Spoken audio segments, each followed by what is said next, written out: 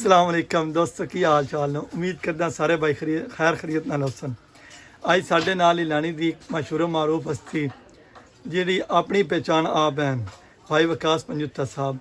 अज उन्हां नाल चंद गल्लां करदे हां ते आओ तुहानूं मिलने हां। भाई विकास साहब थोड़ा मास्क थल्ले करो ताकि कोई नाज़रीन देख भी लो। ते की हाल चाल ना आवाज़ की करा दे लाश ते सुनाओ, सेहत भी ठीक है? थोड़ी अपनी एक पहचान है लीलानी के अंदर ते दस्तार एक बजुर्गों की बड़ी वड्डी पहचान होंदी आई, क्योंकि पग का एक सारा रौला होंदा कि जिहदी पग होवा ओहदी गलबात भी होंदी है। तुसी कदम पे पग बनना शुरू की और किस तरह शौक पैदा होया? बस निके होने दा शौक है, निके होने दा बंदा। अच्छा अच्छा। ते ये थोड़ी पग तकरीबन कितने गज दी तुसी बंदे हो? क्या बड़ी सारी पग है? ये 14-15 मीटर है। 14-15 मीटर है। ते माशाल्लाह, क्योंकि देसी स्टाइल इस टाइम एक नौजवान नस्ल अजकल पैंटा शैंटा ते दूजियां चीज़ां मगर मशगूल है। तुसी अपने कल्चर नूं प्रमोट कीते भी बड़ी खुशी की गल है। इस दे नाल तुसी नौजवानों के मुखातब होना चाहोगे, कोई पैगाम देना चाहो उस बारे? ये चंगा शौक है। अच्छा, बटाई माहौल भी है। सही है। तो कोई अपना जिम्मेदारा भी आप कर दो या? ये आपको करते हो। अच्छा अच्छा।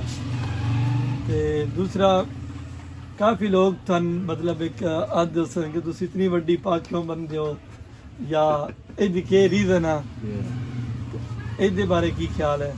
ये आएंगे कुछ दिन किवें शौक लगा ये के बात। अच्छा, मारल मेरा अपना ये शौक है निके होने दा। मैं सलवार कमीज नहीं पसंद ना ना करता। क्या थोड़े खानदान जो भी कोई अगे ज़्यादा पग शौकीन है या तुसी पहले? मैं आप ही बनदा। अच्छा, बुजुर्ग कोई बुजुर्ग कोई ना कोई बनते? बड़े कोई नहीं। सही है। तो कितने साल हो गए थाने पग बंदे पंजाबी कल्चर जो? तकरीबन 10-15 साल तो हो गए तकरीबन निके होने तो। अच्छा अच्छा। माशाल्लाह तुसी हाफ़िज़ कुरान हो ते काफ़ी तुसी मसले सुनाए सुने हैं। तो हुण फिर रमज़ान शरीफ है, रमज़ान शरीफ जो तुहाडी की ज़्यादातर मसरूफियात होंदी? ये बस रोज़ा नमाज पढ़ी। अच्छा। ते उस तो इलावा तुसी अपने लीलानी दे कोई नौजवानों वास्ते कोई खास पैगाम देना चाहो कल्चर के हवाले दे नाल कि और जिस तरह मनशात और दूसरियां बुराइयां हैं नित्य जन्म लै चुकी हैं ते उसदे बारे अगर तुसी कोई पैगाम मैसेज देना चाहो? बचना चाहिए सेहत वास्ते। ते साढ़े नाल बड़े अच्छे साढ़े भाई इस वक्त मौजूद हैं जिन्हों के ज़्यादातर शायद आवाज़ पूरी उन्होंने क्लीयर ना पहुंची होवे ते जिन्हों के मैसेज आए कि मनशियात और इन्होंने हर चीज़ों की जो तगो दो है अज नौजवान नस्ल नूं अपने पंजाबी कल्चर की तरफ होना चाहिए। असी पंजाब दे हाँ, पंजाब दे पुत हाँ, पंजाब दे रहन वाले हाँ। सन अपने पंजाबी कल्चर नूं प्रमोट करना चाहिए, ना कि असी दूजियां दे कल्चर नूं प्रमोट करिए, क्योंकि साडी शान है।